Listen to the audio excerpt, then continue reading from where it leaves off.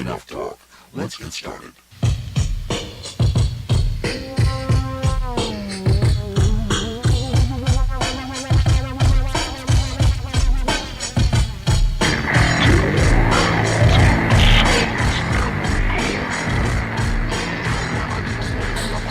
Hello and welcome to the Wash Sports Podcast. All your Seattle sports all in one place.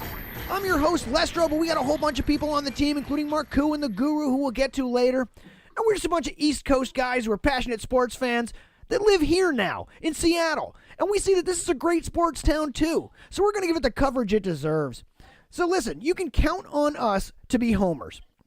We're here to cover the teams, we're here to analyze the decisions, and we're here to second-guess everybody. But make no mistake, we are rooting for Seattle. Unless they play the Phillies, of course. So that's it. All your Seattle sports, all in one pod. If it happens in Seattle sports, it comes out in the wash. So I mentioned it before, let's bring in our man Marku. He's over there on the Twitter at Seattle Sports, Seattle S Sports. Marku, how you doing, buddy? Lestro, man, good to be here. We got a great show lined up here. You know, we're going to talk about the Mariners. We got to talk about all the Seahawks news, including the loss of Doug Baldwin and Cam Chancellor and what that means for the team. We're going to call our boy the Guru for that. We got some Sounders. We got some Seawolves. We're going to go around the Sound and talk about those teams in Tacoma and do our college roundup, and then finally end on a little bit of Storm talk as they're getting ready to do their season here. But I want to talk about a few things right off the bat. First, I want to apologize to our listeners. We have had technical difficulties over the past couple of weeks that have been so incredibly frustrating for me. Last week we did a show. We did a great show. It never got out, and that was because of some technical difficulties on my end. And my apologies for that to everybody, including my man Marku here. So we're back. All good, brother, man. All good. We are back and getting at it. Marku, of course, always out there on Seattle S Sports over on Twitter. I am at More or Lestro, and you can find the Wash Sports Podcast everywhere you can find podcasts. We're on Apple, we're on Google, we're on Spotify. Do us a favor, leave us a review. Let us know how we're doing. If you like what we're talking about, what we missed, what we should be talking about, get it in there. Get us a review over on the Apple, over on the Google, over on the Spotify. All right, Marku. Before we get into the show today, I wanted to ask you about something here because the NBA, it's a bit of a sore spot up here in Seattle still, and I get it, man. I was here when that all happened and they sold off the team and fuck Howard Schultz. Just let's get that right out of the way off the bat. But, now with the Sixers out of the NBA playoffs, my next thought is who am I going to root for? Is the Seattle team still around? Is the local team still going? And that led me to the question of, it's PNW pride, but if you were a Sonics fan, and again, fuck Howard Schultz, if you were a Sonics fan, could you root for the Trailblazers in this finals here? Are you rooting for Portland? I don't know, Marku. What do you think? All right, so I really like this question a lot because it's really interesting. I mean, I'm from New York. You're from Philly. We know that rivalries within the region are really passionate and mean a lot. That Northeast corridor. Whew. Yeah, I'm from New York, so we got two teams for basically each sport. And that's really tough to deal with because, I could never root for the Brooklyn Nets and all that stuff. But back to Portland. Yeah, you got your rival. You got inter-city rivalries in New York. I got my city rivalries, absolutely. So, but back to Portland, man. I don't think that rooting for Portland is a thing that most Sonic fans are gonna really get behind just because of the PNW. I think that a lot of fans really got behind them against the Thunder because of obvious reasons. They left us. They went to OKC. Anybody who's playing the Thunder, we're rooting for. We're rooting for the Thunder to lose every time. But saying that, now that they got past the Thunder, I'm not a Trailblazer fan, man. If I'm a real Supersonic fan, I hate the Portland Trailblazers. So I'm repping my jersey at the stadium just so I'm hoping that Adam Silver sees it so they come back. But there's no way I could root for Portland. I mean, just being a guy from the East Coast, it's just a no for me. Yeah, I will. If Philly lost a team, I'd have to go, way outside the box. It would not be a local team that I rooted for. That said, I think you think like the kids coming up, the ones who were too young to really be Sonics fans but are NBA fans now. You think that's a Portland Trailblazer generation kind of? Is there a block of those fans in the area that are coming up because they don't have that Sonic rip?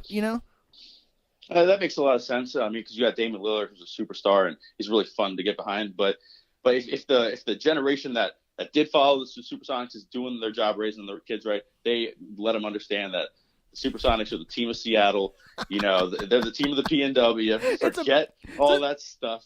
Like if I had a kid and the Knicks left the New York, like I'd be like, first of all, if you ever are a Nets fan, I would disown my son. So you're absolutely right. This is a parenting issue, is what it is here. This is a parenting issue. Yeah, you're absolutely right. If it's a generational thing, but I understand liking Lillard because man, that guy's amazing. Dame time, he killed the Thunder for us. That was fun to watch. But no, I couldn't get behind Portland if I was a Supersonic fan to the T. But what about you?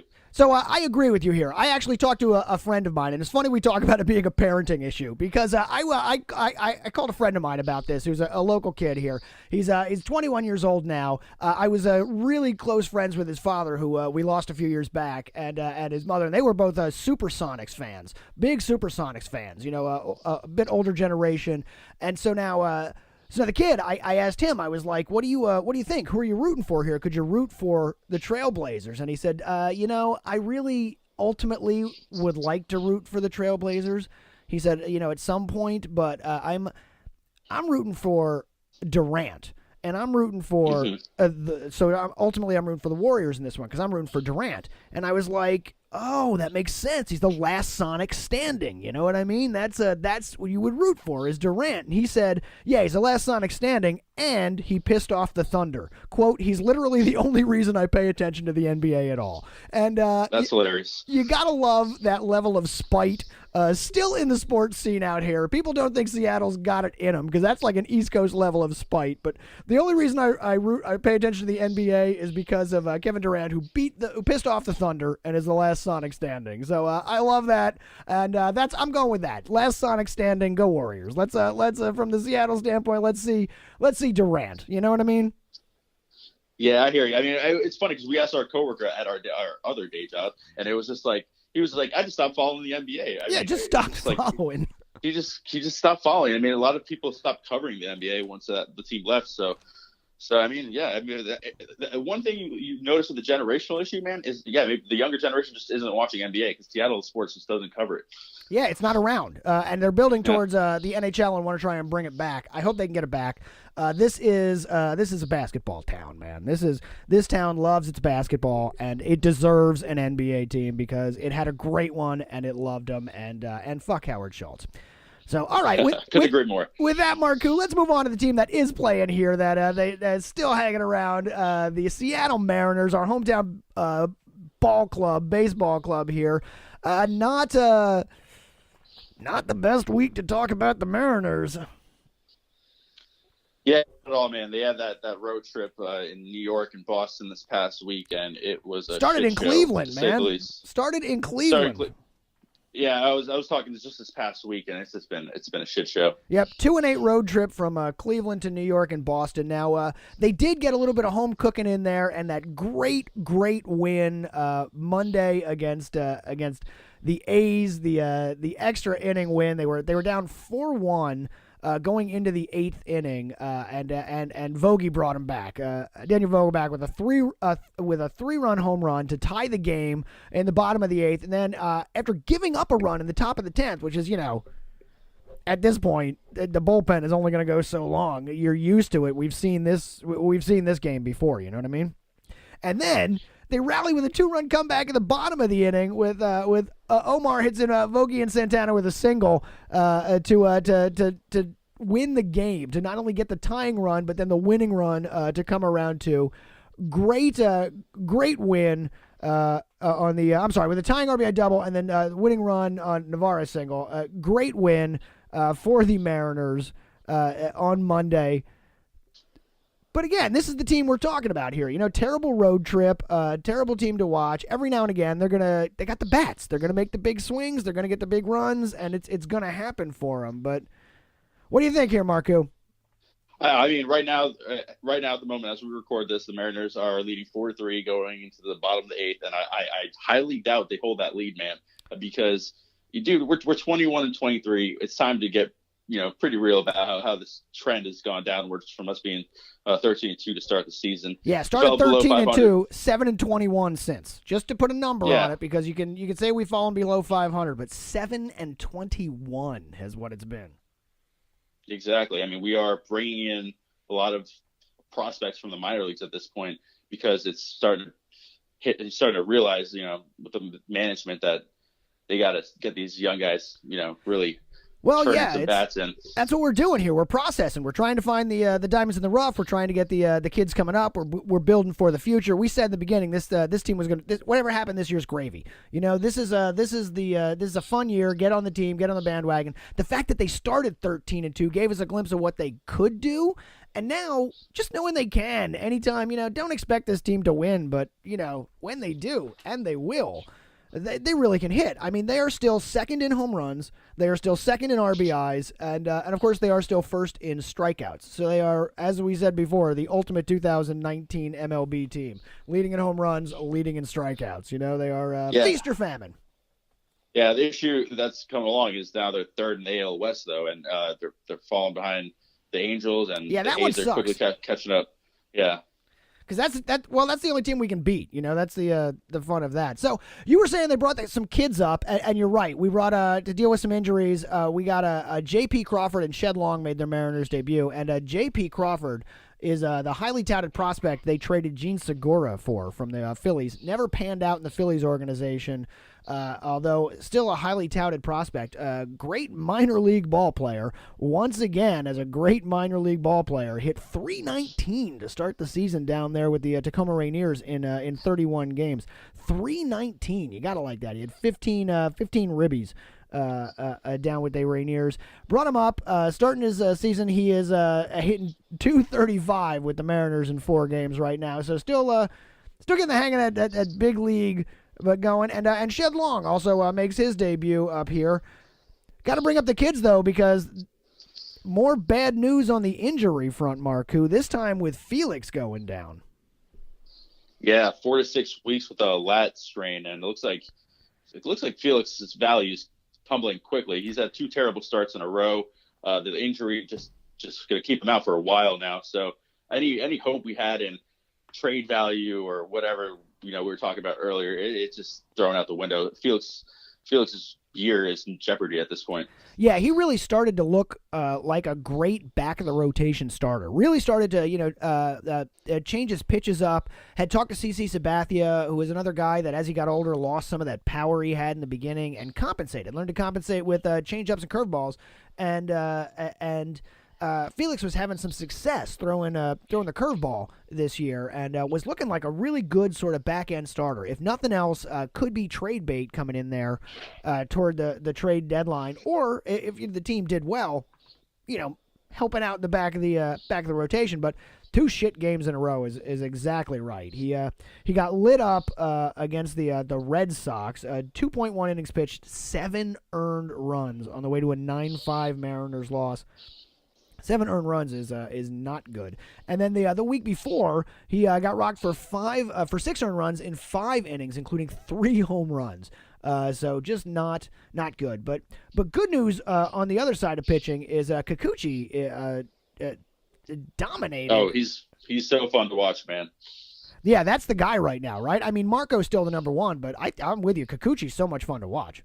Got some questions though about some possible pine tar. Oh, what's up? There was some questions about whether he had a foreign substance. I have to admit that I didn't look into it as deeply as I should have before bringing it up there, but I did see. No way! Oh, really a pine? I did not see that. Yeah, there were some issues after one of his games that somebody called out that he had some stuff on his hat, is what it appeared. So had it on the brim of his hat. This was a few days ago. After they the good game against the Yankees. That's just what Yankee fans say after they lose a game and they lost 10-1. There's my Northeast rivalries. I love that shit. Yeah, no, that's just the Yankees. They lost 10-1 that day. Kikuchi was amazing. He went 7-2 innings, only gave up 1 run, only had 3 Ks, but he was dominant that whole game. So that's just what Yankee fans got to say to get by because they couldn't sign him. I'm with that. I agree with that. There seems to be nothing coming down from it anyway. So we got. Man, I gotta say, I gotta give a shout out right now to Mike Leake as well. He's been pretty well. Pitching pretty well for us. Last game, he had 7 innings and only gave up 1 earned run on 2 Ks. And right now, he's took the Mariners to the 7th, won 6th and 3rd. Only gave up 2 runs. So he's been doing stellar job the last few games. So you got to give it up to him. Well, we've talked before. Starting pitching is not necessarily the problem on this team. It's the middle innings and the back of the bullpen that's really causing the issues right now. And dude. Who are you telling? I watched the Yankee game. Oh my God, I watched the 5-4 loss last week, and we went into the 9th with a 4-2 lead. Of course, Swords blew it. I just knew it was coming, man. I put out a tweet being like, we're not going to hold this, and lo and behold.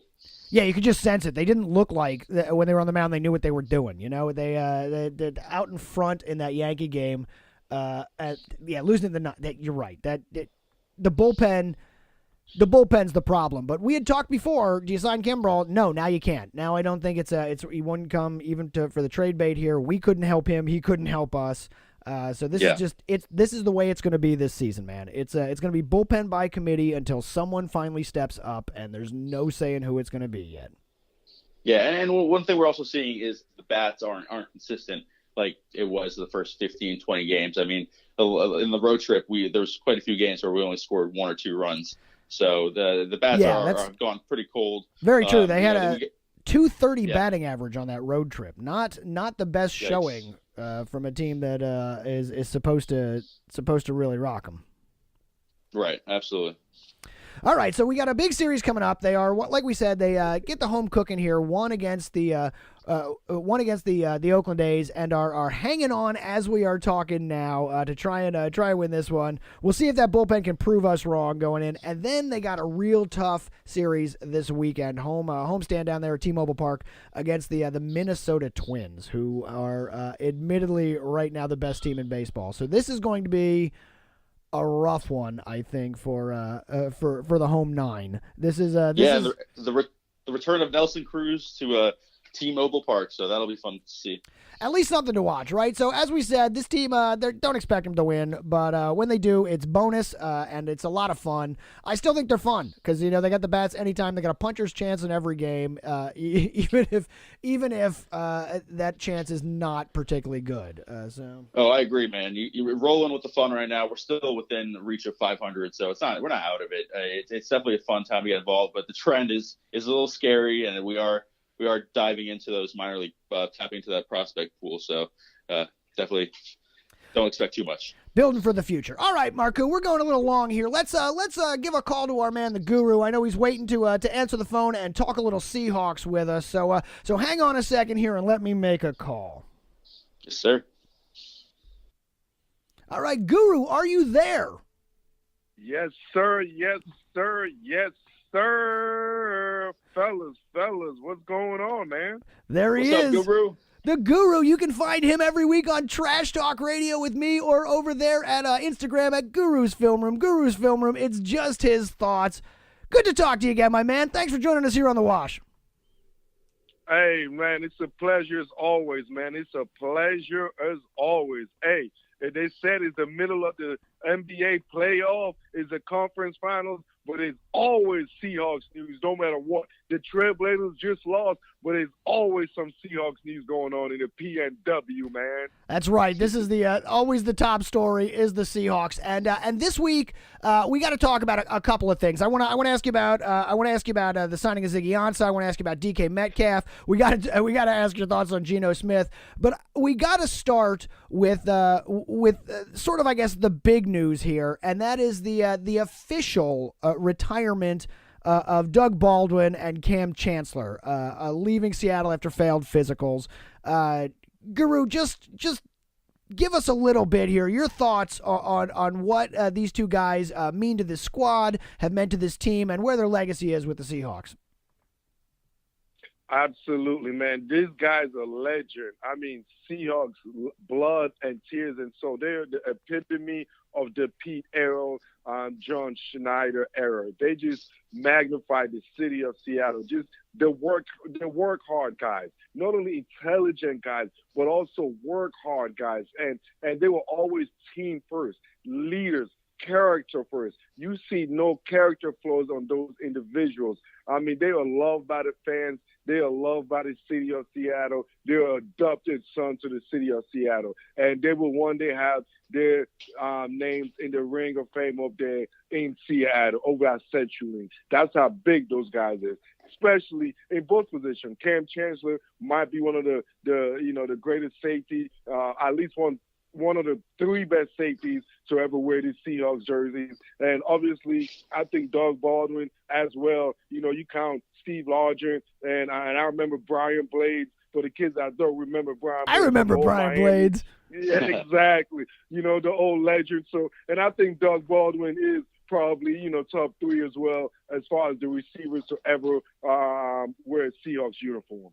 Now, you mentioned these are the epitome, if you will, of the Pete and John era here in Seattle, the epitome of this team. Both of them sort of scrap heaps. Cam Chancellor coming in the 5th round, Doug Baldwin unsigned and found and making real contributions to the Super Bowl championships, real contributions to the Super Bowl run, and real contributions to the team. These are two guys that will be missed. Injuries taking them out. These aren't guys that were cut or left. These are some serious injuries.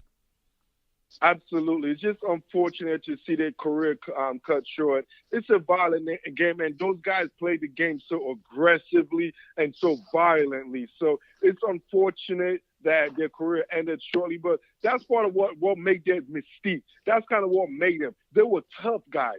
That's one thing, when they strap it on, Cam Chancellor is going to bring it, and, offensively, Doug Baldwin is going to bring it, and they're going to leave it on the line mentally and physically. Now, I want to ask you about Doug Baldwin on his way out here. Doug Baldwin, after it was announced that he failed his physical and everything, he had a little sort of a letter to his younger self where he gave himself advice, and it's actually a pretty good piece, worth reading. Yeah, I saw that on his Twitter, man. That was clever. That was impressive. I like that. I like that a lot. It's a good read, and check it out. But the one thing I want to ask you about it, Guru, is that they're saying there's a little bit of shade in here in his letter to the younger self. He talks about the coaching, and he says you'll learn good coaches and you'll learn great coaches. And there was a picture of Bevel, and the question is he throwing a little bit of shade at Pete and Russ over this thing, because he doesn't mention them, but he mentions Bevel. I mean, I'm not sure if I saw exactly what you saw. I didn't see no mention of the name Bevel. No, it was a photo. It was just a photo. Oh yeah. I mean, to be real, Bevels, you got to realize this. Bevels was the offensive coordinator, right? Right. He built that squad. At that time. At that squad. And Doug Baldwin's career base, the mass of his career was under Bevels, correct? Absolutely. So naturally, if you had the most success, with that regime, you're going to have a feel. And I just love the quote he said on that piece when he says, you will come to appreciate great ones even when others don't. And I don't think that's shade. I think that's giving congratulations and kudos to Bevels than anything else. Because I like what he did say that, even once others didn't. Because Bevels was a scapegoat for a lot of years here in Seattle. Yeah, his final couple of years, he did become a scapegoat here with the Seahawks. But it's absolutely true that he built what they were before then and got them to the promised land with his offense. Let's not forget that. But you're right about that. All right, so On to the new here, Guru. I want to talk to you about a couple of the kids, a couple of the big signings coming on. So the first one we haven't had a chance to talk about yet is the Seahawks have signed Ziggy Ansah to fill the void at defensive end that was left by Frank Clark. This all turned out to be a really great sort of deal for the Seahawks in my mind. When they traded Clark, we thought initially, Clark was going to be here, and then when he was traded, they got that extra pick. They flipped that. They turned things around. They end up getting a whole slew of draft picks for Frank Clark in the draft. And then they go and sign Ziggy Ansah. Guru, this sounds like a great deal to me. Oh, man. Of course, Lestro, this hit me to the heart, Obviously, Ziggy, my man, my African man. You know how I feel about my Africans, man? That is my African brother. And I was fortunate enough, when my brother was in Detroit, I was fortunate enough to meet Ziggy and the family, because us being African, so we had that relation. So I was fortunate enough to actually meet Ziggy and his family when he was in Detroit after the game. Great family, man. Great family. So another thing is I love him. Not being biased, but his skill set fit exactly the 4-3 scheme. And you know how I love the defense. He fits exactly that pass rushing scheme. And the thing about Ziggy, he's just been hurt. This is going to be his 7th year in the league. He got that elite pass rushing ability, but he has never really reached it. Just like last year, he played 7 games and finished with 4 sacks. Injury-plagued season. But the year before that, he only played 14 games, and he had 12 sacks. So Ziggy had the potential, and it's just like every other year. And the year before that, in 2016, he only played in 13 games, and he only had a few sacks. And then in 2015, the only year he played 16 games, he had 14 and a half sacks when he was a Pro Bowler. So he had the potential, and he showed the slight production. It's just he hasn't been on the field. In a total of 96 max games, he played a total of 80 games out of 96. So he missed a whole year worth of injuries in his career. And out of those seasons, he had a total of 48 career sacks. So that's average 8 sacks in the injury-plagued season. So now he's fighting for money because he's in an all-incentive contract for Seattle. So I expect him to have one of them double-digit sacks. Absolutely, man. What you're telling me is that every other year, this guy goes nuts. Get him in the odd number years. We got him in the odd number years. This sounds great to me. This is also one of those Boogie Cousins deals. We talked a little bit about this on TTR, that this is a Boogie Cousins deal. This is a win-win for both sides. This is a chance for him to get back in. He's probably going to miss a couple of games at the beginning of the year, and his chance to come back in and show the league who he is at a good price for the Seahawks to get him to come back in and show the league who he is for that push if he can do it. I love this signing. It's called what you call, zero risk, all reward. Absolutely. Zero risk, all reward. Beautiful deal by Schneider. I love it because, like I said, it's all basically incentive ladder contract. So Ziggy basically is in a commission. Like my man Marku, who's a great salesman, would tell you, he's on a commission. So you know what? He's going to work his ass off to hit that commission goal. That's what Ziggy's going to try to do, man. I hope so, man. I hope so. He didn't show up last season, so I really hope so.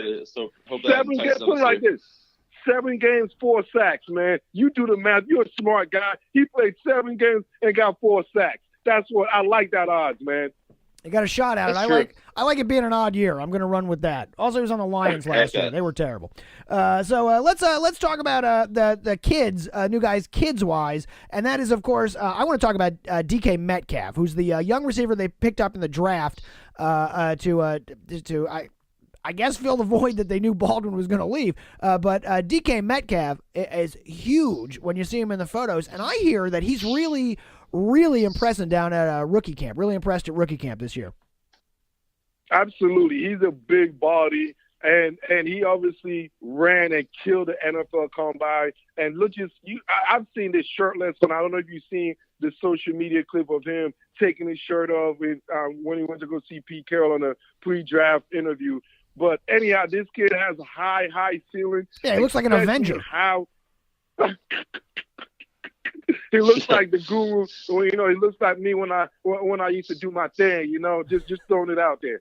Yeah, that's it.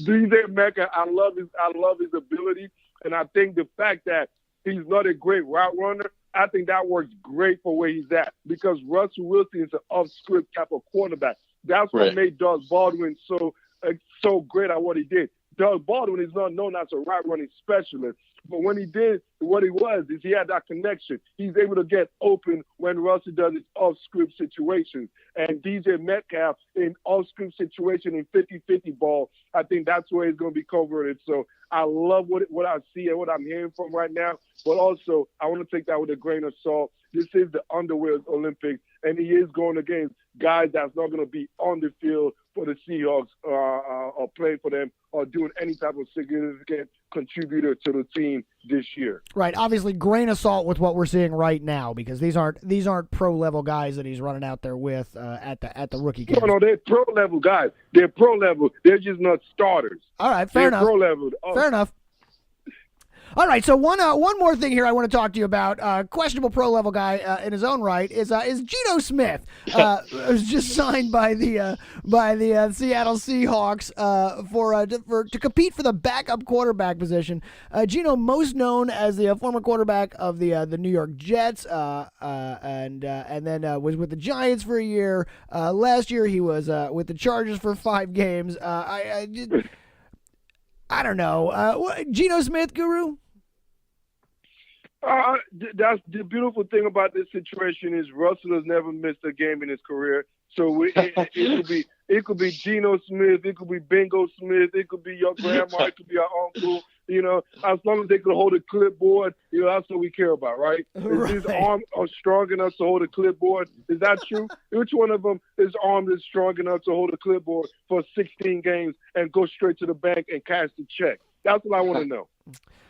You like him or Paxton Lynch, though, because they're both sort of crash test dummies back there behind Russ. Oh, I absolutely don't see Paxton Lynch. That situation is just kind of eerie because he has no type of – he don't fit any type of thing they do. Even if Russ go down, he don't fit. It just don't make sense. I think he's basically there to be a giraffe. Just to be a camp body, throw the ball, maybe be on a practice squad when the Seahawks go against a pocket passing quarterback in a sense. Who knows? But I see more of you need more of a veteran. I think Geno Smith is who you trust, because if something happened to Paxton, I mean, God forbid, oh mercy, I don't want to say the words, but just if something in hell happens, and one of those guys got to go, and I prefer Geno than Paxton Lynch. Trust me, I prefer Geno, because if Russell got to miss a quarter, I think Geno's competent enough to at least get sacked and hold on to the ball at this stage of his career. I don't trust Paxton Lynch. I hope so, man. I'm a Jets fan, and I saw him on the Jets, and it was bad. I don't know. Yeah, but I agree with Guru here in the same sense. I forgot about that. We should have get that in there. I'm with the Guru on this one, though, is that I really think that if your backup quarterback needs to at least have the same ballpark of skill set that your starting quarterback has. I never understand when the starter's a scrambler and the backup is a big stand-up pocket passer. Like, you've got to change everything when that dude comes in. So it makes much more sense to me to have a guy like Geno Smith backing up Russell Wilson, and again, God forbid, get him for a quarter, get him for a couple of tests, whatever it is. I think to Geno Smith I would rather call on his veteran presence. I don't need him to win games. I need him to not lose leads. You know what I mean? And if we're counting on him to win the game, something's probably gone wrong anyway.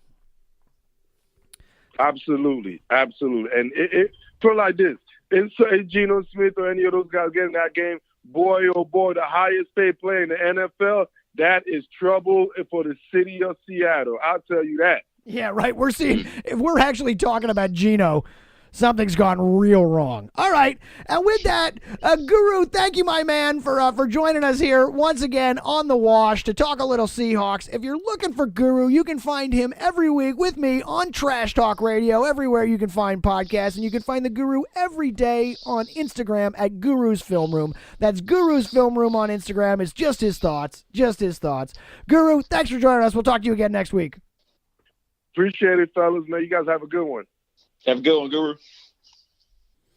All right, our thanks as always to the Guru. Right back here with just Marku and I. Marku, we are running long as always. You know, the Mariners and the Seahawks take up a lot of talk in this town, but that doesn't mean that we don't want to talk about everything else that's going on. I want to talk about a few more of the pro teams here before we get going on. Is a quick talk about the Sounders, who are played a home game last Saturday against the Houston Dynamos. They won that one. Am I right? Yeah, they won 1-0 on a Christian Rowland goal in the 5th minute. Snapped a 4-game winless streak that they had going. Right, because that was the issue. Four games in a row without a win. You know, soccer, they got the ties as well, but a loss in 3 straight ties. Not really what you're looking for out of this team. Yeah, that was a tough little stretch there. But with the win this past week, they are back in the 3rd place in the Western Conference. Still doing pretty well. Only 1 loss in the season, so they just got to kind of regain themselves as they play. They're back at home this week on Wednesday against Orlando City, and then on the road this Saturday against the Philadelphia Union. So it's just it's May, so they're kind of getting to the mid-season swing as it kind of comes along. Yep, starting to find themselves 2 winnable games. 2 winnable games for the Sounders. We would like to see them pick up the wins on that one. Speaking of pick up the wins on that one is the Seattle Seawolves, our Major League Rugby champion Seattle Seawolves down there at Starfire in Tukwila. They faced RUNY this past Saturday on the road in Brooklyn. Pretty good night. Yeah, man, it was a very exciting win. It was entertaining, to say the least, from start to finish. The Seawolves jumped out to a 31-7 start, and then they ended the half 31-7. But the RUNY stormed back and came back within scoring distance to tie it right before the end of the match. So it was a really crazy game in Brooklyn, but they got a huge win after the bye week last week, and it jumped to the 3rd place in the MLR standing, which is absolutely huge with only 3 games left in the season remaining.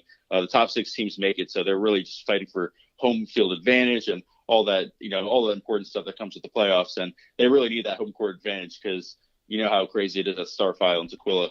Yeah, absolutely. This that down there, it gets loud. This is a Seattle team, after all, and the Seattle fans know how to bring the noise, and bring the noise they do down there at Starfire. A great environment down there to watch these games. They got 3 games left here in the regular season. They are on the road at Glendale, who are currently sitting 6th, right? Is that where they are on the table there with Major League Rugby? And then they're in 6th. Yep. Then they are home for their final 2 games of the season against Utah, who are in 7th, and Austin, who are in 9th. So they got 1 playoff team and 2 teams sitting just outside the playoffs. They should win those last 2 games. Glendale, of course, is a hotbed of rugby for the United States, and a pretty good team last year. Faced off against these Seawolves in the championship. This year, like the Wolves, struggling a little bit, hoping to make the playoffs on their own. That game should be a battle for down there in Glendale. But those 2 home games with Utah and Austin, both, as we talked about before, winnable games. Winnable games for the Seawolves if they want to make this run into the playoffs, get the momentum going, and keep the championship trophy here in Seattle. I think they got to win. I think they got to win out. Maybe not those last 2 games. You got to put away teams like that. Absolutely. I mean, those last 2 games are extremely favorable. Utah and Austin are terrible. Austin hasn't won a game this season. Utah, I think, only has 1 win. So they have a very favorable schedule going into the end of the season. They just gotta play well and hope that they can get atop that home field standings, man. Because like I said, we are the only team that sells out in the MLR. Glendale likes to claim themselves as Rugby USA, but they don't come close to how many fans show up. Yeah, not only do they sell out, they sell out every game. Every game down there in Tukwila. Every game's been sold out. So, all right. So let's move on here. We got to do our quick check-in on our South Sound teams. We got 3 Tacoma teams all playing at Cheney Stadium this year. 2 soccer teams and a baseball team. Let's might as well start with. I want to start with the. Who do you want to start with, Marku? I'll leave it to you. Let's quickly just run by the rain. They're on a bye week. They are have international break going on because they're preparing for the FIFA Women's World Cup. But they're 0-3-1 this season. They're really just a tough start. Hopefully they can get back in the winning ways against. They play the next match on Saturday May 18th against the Sky Blue at home. So hopefully that comes back to them.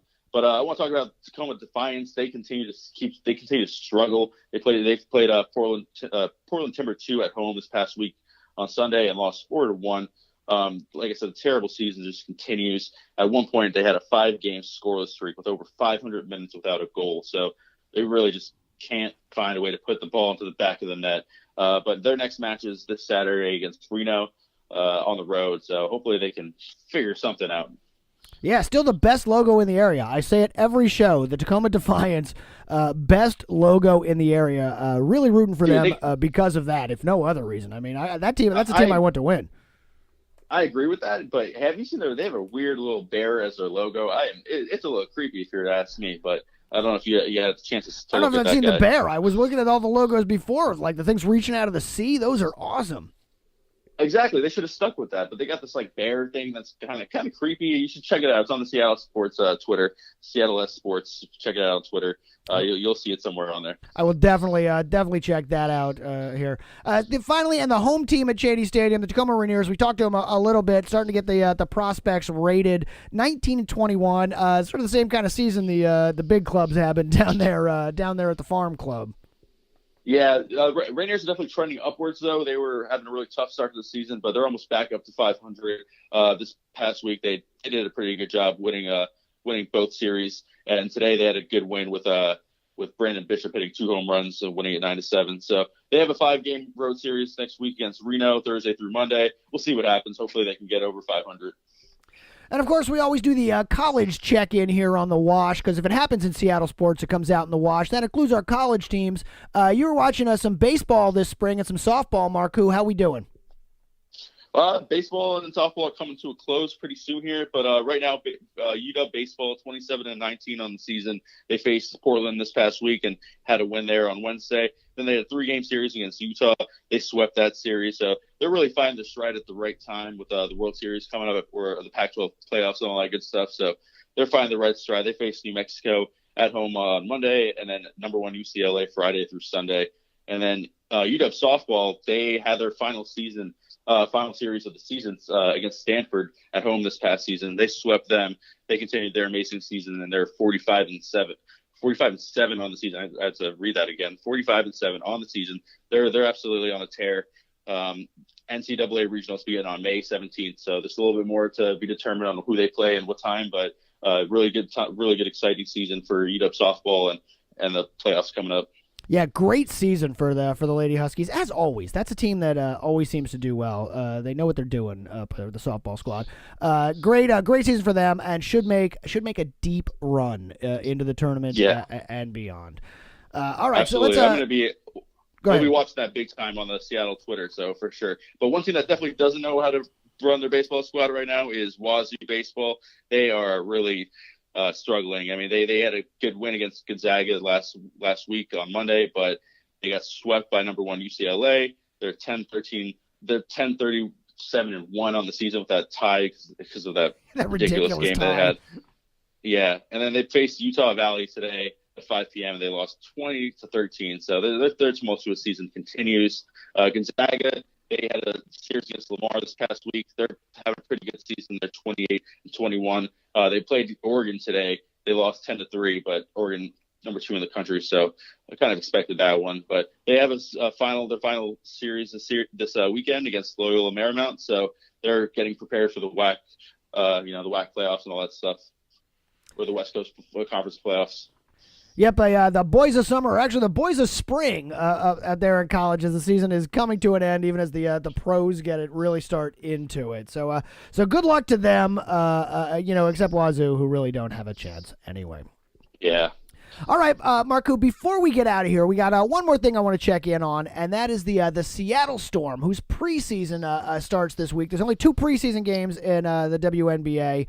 They've got a home game Wednesday with the Phoenix Mercury, and then an away game Friday in Pasadena against the Los Angeles Sparks. Now, the home game this year is not at Key Arena, so let's remind people of that with the construction of the Key Arena to get it ready for the NHL team coming in, #Go Grunge.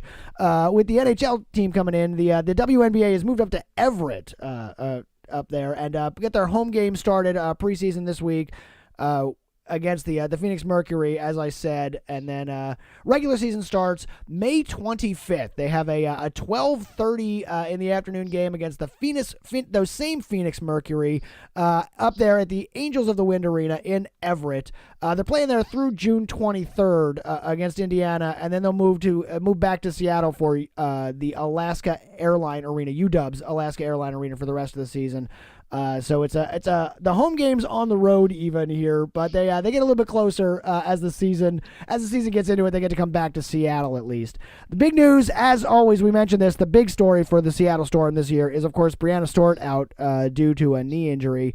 Pay the women, hashtag pay the women, hashtag bet on women. They're playing over there in the foreign leagues and injuring themselves because the pay here at the WNBA is so bad. But the other big story, and this is what I want to end on here, Marku. You know we always like to give a shout-out at the end of the show. I want to give a shout-out to Coach Dan Hughes of the Seattle Storm, who announced earlier this year that he was dealing with some cancer. He had his surgery today, I think, and he might be available for the season opener. He might not following that surgery. We'll find out more about that as we get closer to it. But a quick shout-out to Coach Dan Hughes of the Seattle Storm, the champion Seattle Storm. Get well.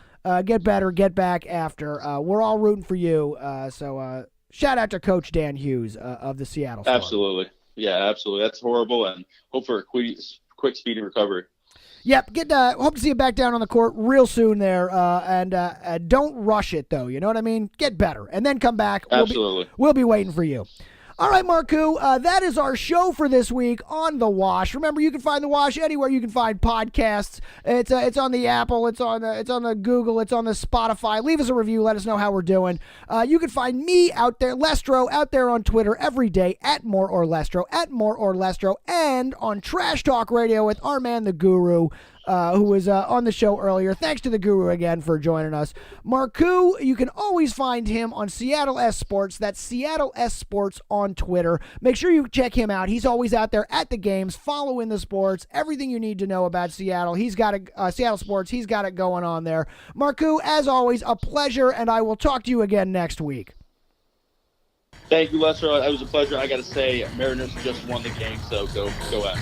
Bullpen hangs on. And with that, we are out of here. If it happens in Seattle sports, it comes out in The Wash.